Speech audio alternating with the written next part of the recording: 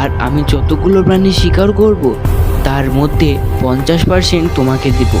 তাহলে এই কথাই রইল। অর্ধেকটা সেই শিয়াল বন্ধুকে খেতে দিত এবং অর্ধেকটা কুমির নিজে খেত। দয়া করে আমাদের সাহায্য করো, না হলে আমরা সবাই ওদের পেটে চলে যাব। একবার এক চালাক শিয়াল তার বন্ধু কুমিরের বাড়ি যায় এবং শিয়াল কুমিরকে বলে, বুঝলে কুমির ভাই, অনেকদিন ধরে ভাবছি যে কি করে এই বনের হৃষ্টপুষ্ট প্রাণীদের খাওয়া যায়। কিছু একটা বুদ্ধি বার করতেই হবে, তাছাড়া এইভাবে কি আর বাঁচা যায়? হ্যাঁ শিয়াল ভাই, তুমি ঠিকই বলেছ। আমিও ভাবছিলাম এই বনের প্রাণীদের খাওয়ার কথা। তো চলো দুজন মিলে একটা জবরদস্ত বুদ্ধি বার করি। আমার মাথায় একটা দারুণ বুদ্ধি এসেছে।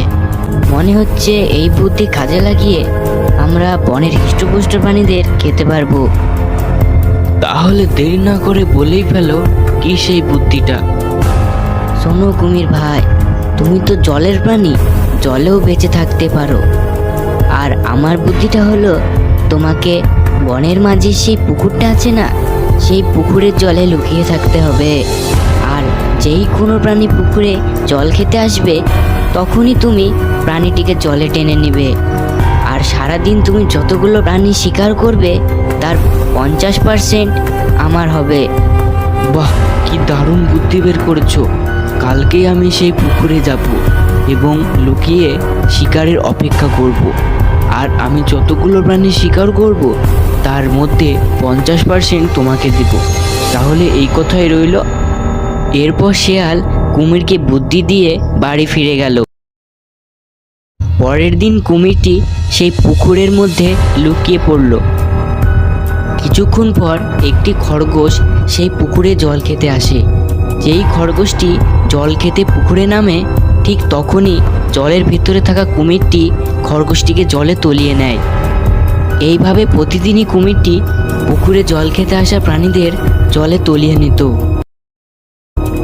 এবং সারাদিনে কুমিরটি যতগুলো প্রাণী শিকার করত তার 50% অর্থাৎ অর্ধেকটা সেই শিয়াল বন্ধুকে খেতে দিত এবং অর্ধেকটা কুমির নিজে খেত। এরকমই একদিন কুমির ও শিয়াল তাদের খাবারের ভাগাভাগি করছিল। এই ঘটনাটা এক চালাক টুনি পাখি দেখে ফেলে এবং টুনি সবটাই বুঝে যায় যে কেন প্রাণীরা সেই পুকুরে জল খেতে গেলেই জলে তলিয়ে যায়। এরপর একদিন টুনি বনের পরীর কাছে যায় এবং টুনি বনের পরীকে বলে, বনের পরী, ও বনের পরী, আমাদের সাহায্য করো, আমরা অনেক বিপদে আছি, আমাদের তোমার সাহায্যের দরকার, দয়া করে আমাদের সাহায্য করো। কি হলো ছোট্ট টুনি, তোমাদের কি বিপদ আমাকে খুলে বলো। আমাদের বনের এক চালাক শিয়াল ও একটি কুমির মাথা থেকে একটি বুদ্ধি বার করেছে। কুমিরটি বনের মাঝের একটি পুকুরে লুকিয়ে থাকছে এবং কোনো প্রাণী পুকুরে জল খেতে গেলেই কুমিরটি সেই জল খেতে আসা প্রাণীটিকে জলের তলে তলিয়ে নিচ্ছে এবং দিন শেষে কুমির ও শিয়াল তা ভাগাভাগি করে খাচ্ছে।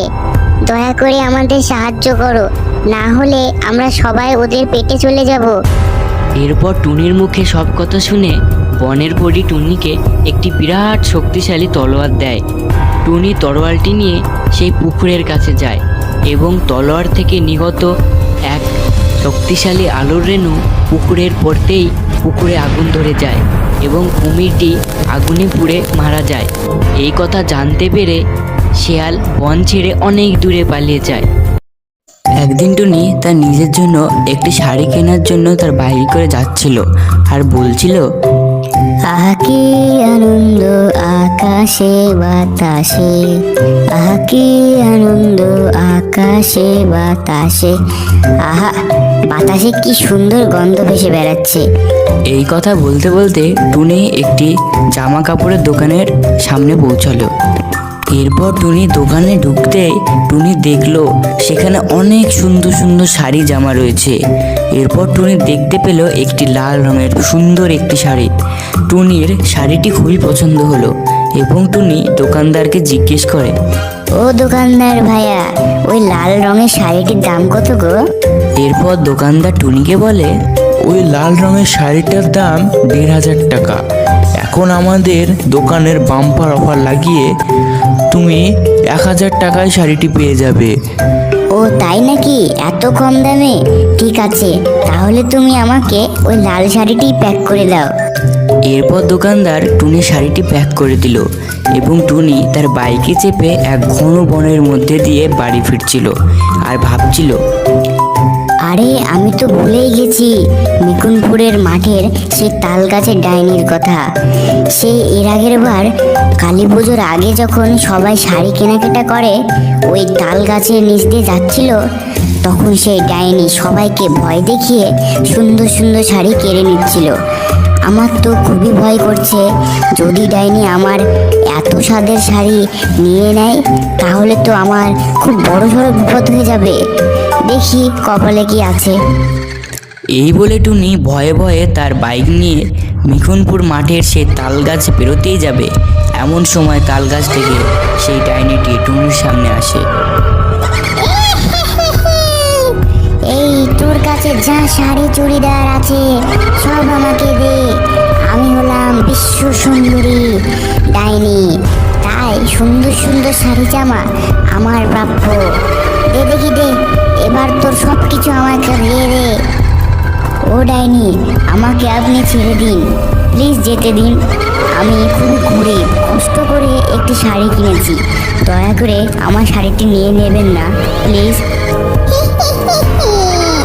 আগে তোর শাড়ি দেখা, আমার যদি ভালো লেগে থাকে তাহলে আমি তোর শাড়িটি অবশ্যই নেব, আর যদি তোর শাড়িটি আমার ভালো না লাগে তাহলে তোকে যেতে দিব।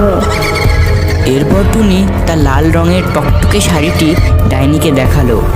ডাইনি টুনির লাল টকটকে শাড়িটি দেখে খুবই আনন্দিত হয়, কারণ ডাইনি লাল শাড়ি পরতে খুবই ভালোবাসতো। এরপর ডাইনি বলে, ওমা, লাল টকটকে শাড়ি, এই শাড়ি আমি কতদিন থেকে খুঁজছি, তাড়াতাড়ি তোর লাল রঙের শাড়িটি আমাকে দিয়ে দে।